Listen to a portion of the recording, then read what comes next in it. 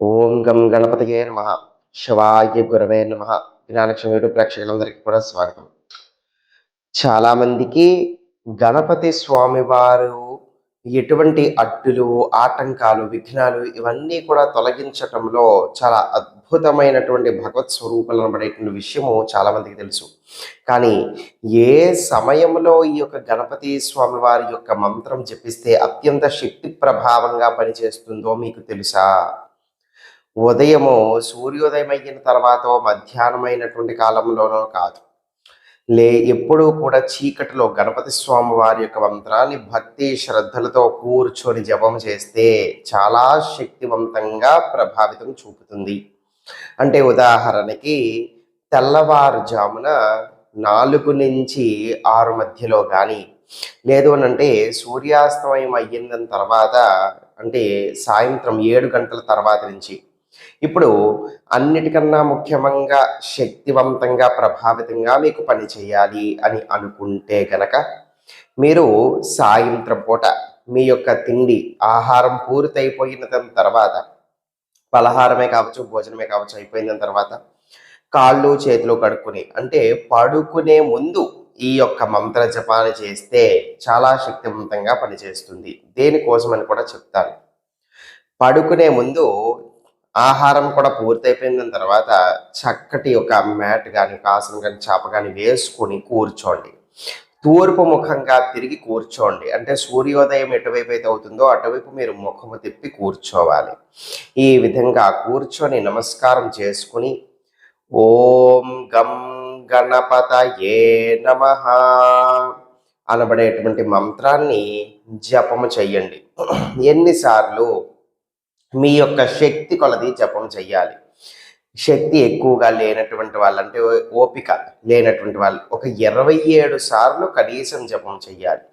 ఇంకా కూడా చేసుకోగలిగేటువంటి ఆసక్తి ఉన్నటువంటి వాళ్ళు ఒక 54 సార్లు చెయ్యాలి. ఇంకా కూడా ఆసక్తి ఉండి, శ్రద్ధ ఉండి, ఓపిక ఉన్నటువంటి వాళ్ళు ఒక 108 సార్ల వరకు చేసుకోవచ్చు.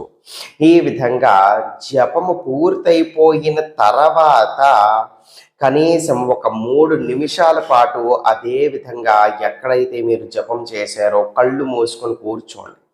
వెంటనే లేచి వెళ్ళిపోవటం వంటివి ఎట్టి పరిస్థితుల్లోని కూడా చేయకండి. జాగ్రత్తగా చక్కగా ఒక 2-3 నిమిషాల పాటు కూడా అక్కడ కూర్చొని కళ్ళు మూసుకొని నిశ్శబ్దాన్ని పాటించండి. ఎటువంటి మంత్రాల గురించి ఆలోచించద్దు. మంత్ర జపం మానసికంగా, అంటే లోపల కూడా చేసుకోవద్దు. దేని గురించి ఆలోచించద్దు. పూర్తిగా మీ యొక్క మెదడు కామ్ అనబడేటువంటి స్థితిలో ఉండాలి. కామ్గా, ప్రశాంతంగా, పీస్ఫుల్గా ఉండాలి. అప్పటికీ కూడా మీకు ఏమైనా ఆలోచనలు వస్తే మీరు ఊపిరి తీసుకొని వదులుతూ ఉంటారు కదా, లోపలికి ఊపిరి వెళ్ళి వస్తూ ఉంటుంది. ఆ యొక్క ఊపిరి మీద ధ్యాస పెట్టడానికి ప్రయత్నించండి.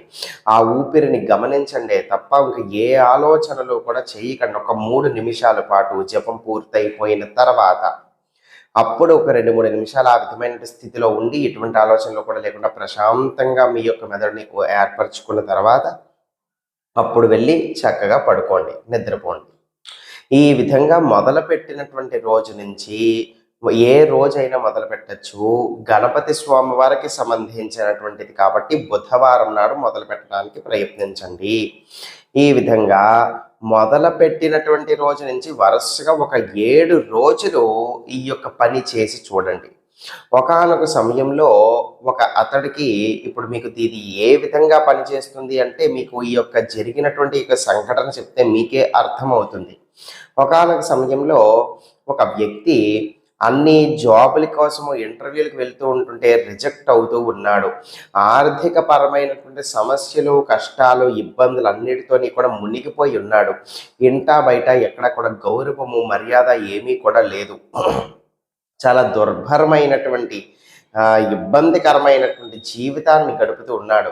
అటువంటి సమయంలో ఒకానొక సమయంలో ఈ యొక్క వ్యక్తి ఇదే విధంగా గణపతి ఆలయంలో ఉండేటువంటి ఒక పూజారికి ఈ యొక్క విషయం అంతా కూడా తెలియజేసుకుంటే, ఆ యొక్క పూజారి చెప్పినటువంటి పరిహారం ఇది. అదే నేను మీకు ఇప్పుడు తెలియజేశాను.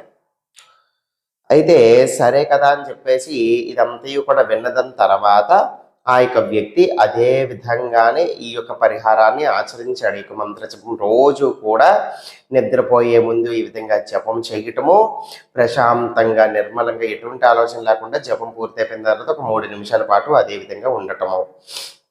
ఈ విధంగా జపం అనేటువంటిది చేశాడు. వరసగా ఈ విధంగా 7 రోజుల పాటు చేశాడు. దీనివల్ల ఏం జరిగింది అనంటే, ఇప్పుడు అతడికి చాలా విజయవంతమైనటువంటి జీవితం అనేటువంటిది ఏర్పడింది.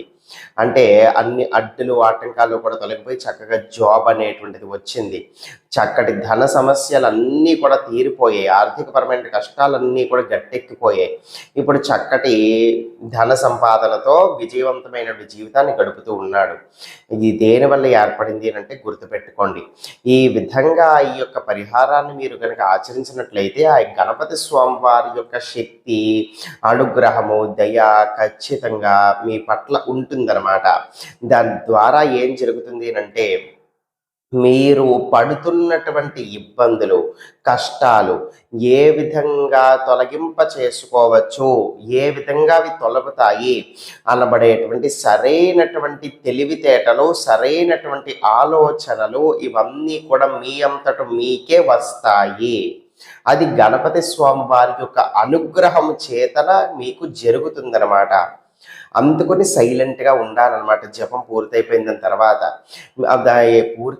తర్వాత ఈ విధంగా ఏ ఆలోచన లేకుండా సైలెంట్గా ఉన్న తర్వాత ఈ విధంగా ప్రతిరోజు చేయటం ద్వారా మీ అంతటి మీకే వేరే దారులు కనిపిస్తాయి. మీరు అనుభవిస్తున్న కష్టాల నుంచి బయటికి రావటానికి, అంటే సరైనటువంటి నిర్ణయాలు మీరు తీసుకోగలిగేటువంటి కెపాసిటీకి వస్తారు. మీ యొక్క మెదడు, మనసు అన్నీ కూడా ప్రశాంతంగా, కామ్గా, నిర్మలంగా ఉంటాయన్నమాట. ఎటువంటి చికాకులు, గొడవలు, భయాలు, బెంగలు ఇవన్నీ కూడా తొలగిపోతాయి. ఎప్పుడైతే ఇవన్నీ కూడా తొలగిపోతాయో మీకు మీ యొక్క జీవితం యొక్క దారి చాలా క్లియర్గా కనిపిస్తుంది. ఏం చెయ్యాలో మీకే తోస్తుంది, మీకే తెలుస్తుంది. తద్వారా అన్ని అడ్డుల ఆటంకాలు కూడా తొలగిపోతాయి. ఆరోగ్యము స్థిరపడుతుంది, ఆర్థికపరమైన పరిస్థితులు స్థిరపడతాయి, జీవితపరమైనటువంటి పరిస్థితులు స్థిరపడతాయి. ఇంటా బయట కూడా గౌరవము, ఆకర్షణ, ఇష్టత స్థిరపడతాయి. ఇవన్నీ కూడా ఏర్పడతాయి. ఏది కూడా ఒక్క రోజులో, ఒక్క రాత్రిలో, ఒక 2-3 రోజుల్లో జరిగిపోతాయి అనబడేటువంటి ఉద్దేశంలో ఎప్పుడూ ఉండకండి. ఎవరైనా చెప్పినా కూడా నమ్మకండి. ఒక్క రోజులో, ఒక్క రాత్రిలో ఏది మారదు. ఇది ఖచ్చితంగా గుర్తుపెట్టుకోండి. ఇప్పుడు నేను చెప్పినటువంటి విధంగా ప్రతిరోజు కూడా వరసగా చేస్తూ ఉండండి. మార్పులు అనేటువంటి కనీసం ఒక 10వ రోజు నుంచో 11వ రోజు నుంచో మీరు గమనించడం జరుగుతుంది. కనీసం వరసగా ఒక వారం రోజుల పాటైనా చేస్తే ఈ విధంగా మీ అంతటి మీకే మార్పు అనేటువంటిది కనిపిస్తుంది. మీ యొక్క ఆలోచన విధానం మారుతుంది, మీ యొక్క మనస్తత్వం మారుతుంది, మీ యొక్క బుద్ధి మారుతుంది. ఇవన్నీ కూడా మారేసరికి మీ యొక్క జీవితము కూడా మారుతుంది ఖచ్చితంగా. ఇదంతా కూడా గణపతి స్వామి వారి యొక్క అనుగ్రహము చేతనే జరుగుతుందన్నమాట. దీనికి ప్రత్యేకంగా ఈ యొక్క వారం రోజులో లేకపోతే 10 రోజులో మీరు వరుసగా ఈ విధంగా చేస్తున్నారనుకోండి, ఎట్టి పరిస్థితుల్లోని కూడా మాంసాహారం అయితే తినకండి. ఎందుకంటే తమో గుణం కాబట్టి మీకు ఏర్పడుతున్నటువంటి ఒక పాజిటివ్ ఎనర్జీ, ఒక పాజిటివ్ వైబ్రేషన్స్ని మళ్ళీ విచ్ఛిన్నం చేస్తుంది. మళ్ళీ ఆ యొక్క పాజిటివ్ ఎనర్జీ అనేది విచ్ఛిన్నమయ్యి ఇబ్బంది అవుతుందన్నమాట. కాబట్టి మాంసాహారం తినకండి. చెడు మాటలు మాట్లాడకుండా, చెడు చూడకుండా, చెడు వినకుండా ఉండటానికి ప్రయత్నించండి ఈ యొక్క సాధన పూర్తయినంత వరకు. అంతే. ప్రతిరోజు తర్వాత మళ్ళీ ఉదయం పూట నుంచి మీ యొక్క దినచర్య కొనసాగించండి. మళ్ళీ రాత్రి పడుకునేటప్పుడు ఈ యొక్క పరిహారం అనేటువంటిది ఆచరించండి. తప్పకుండా దీనివలన మీకు మార్పు అనేటువంటిది ఉంటుంది. మీరే స్వయంగా గమనించగలుగుతారు. సర్వే జనా సుఖినో భవంతు. శివార్పణమస్తు.